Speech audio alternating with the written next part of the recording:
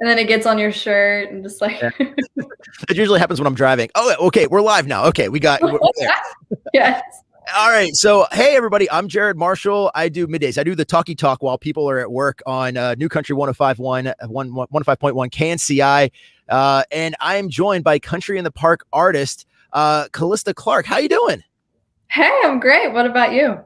You know what? I'm surviving. So that's important. So you are joining us for Country in the Park. Now, things are starting to open up. Things are starting to kind of get back to normal. Have you done any live shows yet? Like since things have started to open up a little bit? Well, I've done a few, not really. So I'm excited. At this point, I am like, if it's not Zoom, if it's not whatever, I'm there, like I love it so much. And I'm very fortunate to have a platform like that or like this, to be able to talk to people. But as I'm sure with everyone else, I'm ready to see human beings in person and playing shows. And, my life's changed a lot since my last live in-person show that I've done. So I'm ready to get back out there. So, so can't wait for Country in the Park. People now, Country in the Park, I don't know if you're too familiar about it. Country Park is legendary within the country radio music world. It is legendary. Some of the biggest stars have actually performed here. People like Jason Aldean, Dierks Bentley, Darius Rucker. This year, you're going to be here with Lil Big Town, Kit Moore, Devin Dawson, Nico Moon. And it's going to be a huge crowd, and it's going to be so much fun getting you out there. Now, correct me if I'm wrong. You're only 17, right? Yes, I am. And I think you're actually going to be turning 18 just shortly after Country in the Park. Yes. So I'll be turning 18 on September 29th. We may have to sing you happy birthday at Country in the Park. Like let the crowd sing to you. Let everybody from the KNCI Nation sing to you. Oh gosh, I may die. That'd be a lot of fun. Pass away. That'd be a lot of fun. So you have your current song, It's 'Cause I Am, and It's an amazing song. Tell me a little bit about, tell our listeners and everything a little bit about your song. And you co-wrote it with, I can't remember his name, but you co-wrote like all of your EP with him, correct? So yeah, I did this one with Laura Veltz and Cameron James. And Cameron has 2 cuts. Yeah, 2 cuts on this EP of 5 songs. So that's pretty good. They're 2 incredible songwriters. And I wrote this one because I felt like there was a lot of moments where people kind of thought they had me figured out about what I could do or who I was, being a young girl in the industry. And that just it happened before I would show them what I could do. So I wanted to write a song that said, "Hi, I'm Callista. Nice to meet you. This is what I can do," and just kind of show the more confident side of me. And I think that it's came across pretty well. It's kind of an anthem. It really is. Thank you. I have a daughter. She's about to graduate high school in about a year. And whenever I heard your song, it immediately made me think of her and her empowerment and her strength. And so I love that as a father of a young woman. So that's really cool. You talked about things that people may surprise you. What is something about you specifically that would surprise your audience, your fans, our listeners? Tell me something about that might surprise people that they don't really know about you. So I think my musical influences would be a little bit of a surprise. And the video that I posted on my Facebook that changed my life and got me where I am right now is a video of me singing "Have You Ever Seen the Rain" by Creedence Clearwater Revival. So I grew up listening to million views, right? Yeah, it has around 28 million. Yeah. So I grew up listening to bands like that, or Aerosmith, to Michael Jackson, to Aretha Franklin, Otis Redding, just so a bunch of nobodies. A bunch of icons, but some classic music, So I think you can hear a lot of that in this collection that I just put out. That's really cool. So, okay. So you've been singing since you were you're still young, but you've been singing since you were, cause you started off in church, correct? Yes. And was that always what you wanted to do? Was I'm going to be a singer. I'm going to be a performer. I'm going to be on a stage in front of a lot of people listening to my music. Has that always been your goal? Yeah, it has. And like you said, I've been singing since I could talk, but the problem was that I've always been very shy and reserved and just introverted and all of that. So it was kind of hard for me to figure out the balance of those 2 things and to get myself to feel comfortable doing it, especially songwriting, when I started doing that, because I was around 11 when I first started writing and playing instruments at the same time. And so, you know, when you're growing up and when you're young, like I was saying, people kind of doubt you. People kind of say that you, I guess, don't feel things because you're young, or I don't know what the magic age is when they're finally like, oh, look, you have now feelings now. You know, now it's real. And like, I don't know what that is, but it was now hard you're validated. to be. Yeah. So it was hard to be 11 and writing songs and just saying, here's how I feel about this boy or my music or whatever it was. So, yeah, but we've come a long way with It's 'Cause I Am and everything else.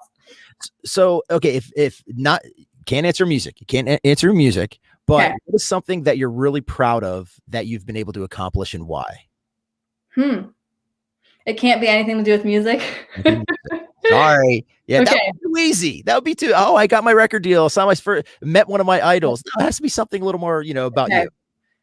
Well, I've always been really into fashion, and I'm starting to get more and more into all of that. And I always said that if I wasn't going to be a singer, I would be something in that lane. Still something creative, whether it be like a stylist or whatever that would be. But so yeah, I'm trying to get more and more into that. But that's something that's still very important to me and my career. And I'm tying it back to music. I'm sorry, but the music video I just put out and all of that. So yeah, I think it's oh, that's nice. A little. Hey, I'll claim that. Why not? You're already thinking of your shoe brand, or why not? You know, it worked for Kanye. Why not? You know, actually, Luke Combs has Crocs, and Thomas Rhett has like those Chacos sandals now. So there you go. You can have slides or something. I have no idea. Right? There's something out there. Y'all have to give me some ideas. Jelly shoes. I don't know if you even know what those are. So anyways, but so you come from an incredibly musical family. How many instruments do you play? I believe it's 8, but that's if you count electric guitar, which is, you know, the same thing, or a keytar, which is a piano just on your hip. So, you know. Gosh. That's insane. That's like Prince level when it comes to like people like playing instruments, because he was known for being able to play like every instrument on his album, and that's pretty amazing that you can do that. Now, when it comes to your musical influences, I'm assuming your family and your parents really had a lot to do with that. What's something that's, you know, what's something as an influence of somebody from your family, it could be a brother or sister, that they kind of taught you that kind of changed your life? Well, my family and the team around me now, they've always been really supportive of just being myself, which sounds really cheesy, but it's very true. Because you're the only person that's you. You're the only person that has your stories and feels what you feel. So at first it was hard for me to go into co-writes that I had in Nashville and stuff like that and figure out who I was as a person and as an artist with some of the top songwriters in Nashville and stuff. But I realized pretty quickly that the fact that I'm young makes it fresh and makes it real and honest to me and who I am as a person. So that was a really important part of it. And just not trying to sing about something that I wasn't feeling, just tell them exactly where I am. Yeah. I mean, what was that like though? Especially being somebody so young, even though you've been doing it for a while and you obviously come with some with experience. What was that like going and sitting down with some of those big name writers in Nashville? Like, it had to have been intimidating. It was. But in my second co-write ever, it was with Laura Veltz and Casey Brown. And I got Real to Me, the title track to this collection that I just put out. So like I said, I learned pretty quick about which sides of it that were real and that were worthwhile, and things that I was willing to put out there, just saying, you know what, I'm 14. I can't even drive. Here's where I am in life, and I hope you relate to it and are either there or were, or I don't know, but it's a really relatable time. So it's nice. Yeah, everybody's been 14 at one time or the other. Right. So everybody can relate to that. So when you go up on stage, what is the first thing you notice in the crowd? Like, because I know sometimes when the lights are there and you're looking at people, they're singing your songs back to you, or they're smiling. Like, when you're up on stage and you're looking out into the crowd, what's the first thing you notice? That's a great question. Well, I'll say the last shows that I had in 2019 were very small listening room type environments, anywhere between 20 people to 200 people, you know, and that was my favorite kinds of venues because I got to perform in front of people who listened to every backstory, to every single song, every note that I played, and their favorite moments were when I did something that I would consider to be a mess up, you know, and just they loved the really intimate settings, and so do I. And it was a great place for me to test out new songs, and that's how I knew the 5 that I put out, that's how I knew I wanted to put those out. So it was a great thing for me. So with that kind of audience, the first thing I noticed is just how much they care about my music and how no matter what I say, they're in the moment, and you can't replace stuff like that. That's really cool. Have you ever had that moment where you're singing a song and people are singing it back to you and you're thinking to yourself, you're like, you don't know the words. I literally wrote this the other day. Well, if I have that moment, then it's probably my family singing it. You know, they've heard the songs 100 times from coming to my shows, but it'll be very interesting to start doing things like the one I'm about to do, or just all the festivals and things like that, because now that my song is on the radio and people maybe do know the words, it's going to be a whole different game. I'm excited. Speaking of that, what was the moment like when you first heard your song on the radio for the first time? Okay, so I was on the way to Scott's house, Scott Borchetta, and he texted me and was like, "Go to the highway right now." And I turned it on and I was like, "Oh my gosh." I just thought maybe they were saying my name, or I don't know what I thought, but I was not expecting that. And I was just sitting there like, what is happening? And even now, if I'm just listening in my car, you know, we're driving down the road and hanging with friends, whatever it is, and it starts playing, I don't think I'm going to get used to that feeling. It's like, wait a second. Like, I'm right here. It's just, I don't know. It's a weird thing. I can't explain it. Did you cry? I did cry. I did. Yeah. You know, I got it all out the first time. Yeah, I mean, that's a big experience. If you didn't cry, come on, you're a songwriter. Of course, you had emotions up there. Yeah, songwriters are overdramatic people. That's just who we are. It's a thing.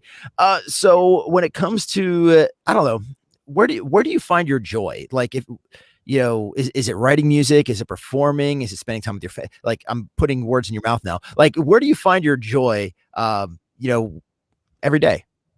I think all three of the things you just said. For me, I'm really inspired when I'm outside. I love that.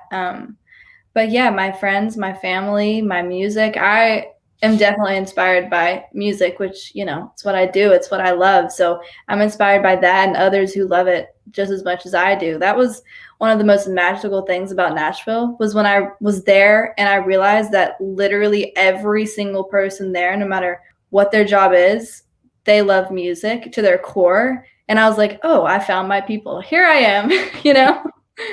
It really is becoming the mecca right now when it comes to music, and not only just country music, just music in general. It's really just the place to be, and it is it's a magical place. It really, really is. Yeah. So you're not in Nashville now? No, so I'm still in the same small hometown in Georgia. Yep. That's cool. You have quite the guitar collection back there. That's pretty impressive. I have quite a few, and my camera's flopped. Like, you know what I'm saying? It's, I don't know the word, but it's, if I point this hand and it's like on the other side of the screen. So this is hard to get used to. But yeah, this one is my custom baby Taylor. Oh, I can't. Anyway, that one's probably my favorite right now. Sparkle. Really? Yeah. Nice. That's really cool. So I usually do a game of show and tell, because especially if you're in your space. So why is that your favorite guitar? So actually, now that I said that out loud, I don't know if I can. They're all my favorite. Anyway, okay. But that one is super special to me because it was my great granddad's guitar, and it's a baby Taylor, and it wasn't in the best shape. But I have a friend out in Denver, Colorado, who does guitar art.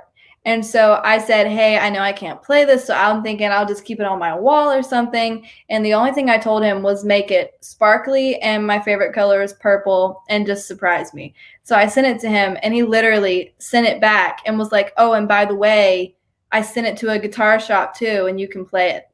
And it's fine now. So that's amazing. Yeah, it was pretty special. Is that the song? Is that the guitar that you used to write your music, or do you have another guitar that's specific for writing your songs? Well, this one beside me was also my great granddad's, and this is the first guitar that I ever started playing on. So this is probably my go-to if I'm just sitting here in front of a computer or something nowadays with Zoom. But it literally has like all of, you can't see it over the computer, but all of like the dents and scratches from when I first started playing it and was so small and like would it hit it and stuff. But how is it the character? That's like I told the same thing because I'm a big Jeep person, so I drive a Jeep and I dinged it up a little bit, almost rolled it my first time I had it. And my wife's like, "Why? It's so nice. Why are you doing?" Like, it gives it character, and that's what it is. Like, each one of these, it's like Mater from Cars. It gives it a story. And it's the same thing with your guitar. Like those nicks and dings are stories that you can actually probably write a song about while you're writing on your guitar. I really could. But yeah, that one's really special and it has a very nice sound to it, just playing it acoustic. So yeah, I love that one. What kind of guitar is that? Like what brand? Is that this one? The one I just showed you is the Martin. The custom one's the Baby Taylor. Okay. Yeah. Nice. So you definitely have a variety. You need to get a guitar deal so you actually have sponsors so they just give you guitars. Well, I have one with Gibson. Oh. I didn't show you my Gibson. I was hoping we would go to that. Do you have your Gibson? Where's your Gibson? Gibson, we'll give him a shout out. There we go. It's right here in the case because I was traveling last week and I haven't taken it back out. Honestly, you guys. I did not mean to. Yeah. I did not mean that. I'm sorry. Like woohoo, Gibson on the. Let's change the subject real quick. All right, how about this? If you had a let's see, what habit, if you needed to pick up a new habit, what would it be? What habit would you need to improve your life right now? Habit meaning like a good thing or like a good thing. Like I need to be more organized. I need to be more on time. I need more. I need sleep. Well, yeah, I love sleep, so I don't need more of that. But I'm a very organized person, but I've been so busy and traveling so much lately that at this point, I'm fine with seeing mess. Like in my room, it's like a suitcase, haven't unpacked it, stuff everywhere, and I'm just like, you know what? If I'm in my room, I'm going to sleep, and I'm to the point where I just don't even care. So I need to get back into being overly organized and cleaning my room. That's my new goal. Let's see. How about what's a guilty pleasure of yours? Well, I'll say coffee. I'm obsessed with like any kind of iced coffee or lattes or anything. But the problem is you're not supposed to have a lot of caffeine if you sing a lot. So it's like neck and neck here. That actually leads to one of my other questions is how do you take your coffee? Okay. That's a good question. Yeah. Yeah. What'd you say? No, my daughter like emasculated me years ago because like I got mine all frou-frou and everything like that. I'm like, what do you want? She goes, I'll just have it black. I'm like, you're like 13 and you're drinking black coffee? And it's like, yeah. I'm like, yeah, she totally emasculated me. Well, I hate to tell you this, but I also love coffee anyways. So black or like you said, frou-frou with like a bunch of stuff in it. Either way, I'm in. But yeah, there's been a lot of moments for me riding in person a few years ago in Nashville when that used to happen. And the vibe was always drinking coffee. So I learned very quick that you drink black coffee and I like it though. I do. I had a friend tell me one time that he drinks it black because nobody can ever screw that up. You can't argue with that. It's not like too much. It's not too much sugar. It's just. It's like you can't screw it up. So I taught myself to like black coffee. Okay. I have one more question for you. Then we'll wrap things up because I know you're probably super busy, but I really appreciate you joining us. Callista Clark, you're going to be joining us for KNCI's Country in the Park, September 18th, Cal Expo.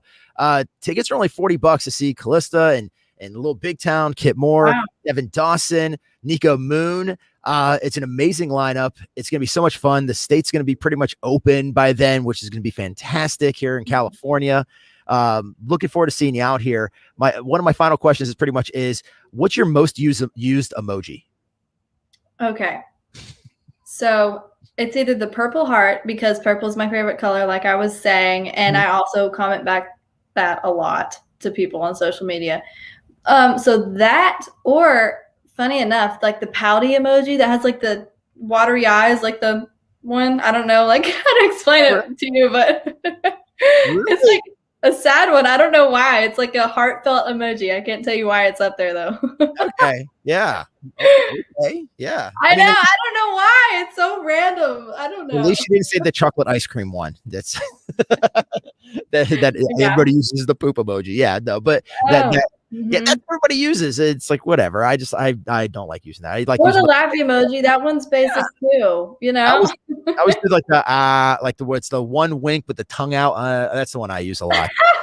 Like, yeah, trying to make the faces of the emoji faces, it's impossible. Like, no, you can't do it. You'll like literally like pull a muscle and you'll be stuck. Much fun.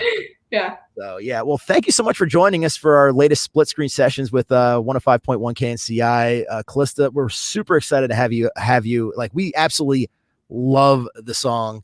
It's Because I Am. It is climbing up the charts, and we're praying, we're predicting, we're thinking it's going to be you're going to have a well, I don't want to jinx anything like that, but a very high number by the time you get out here. So I don't want to be that person who jinxes it or anything. But oh my goodness.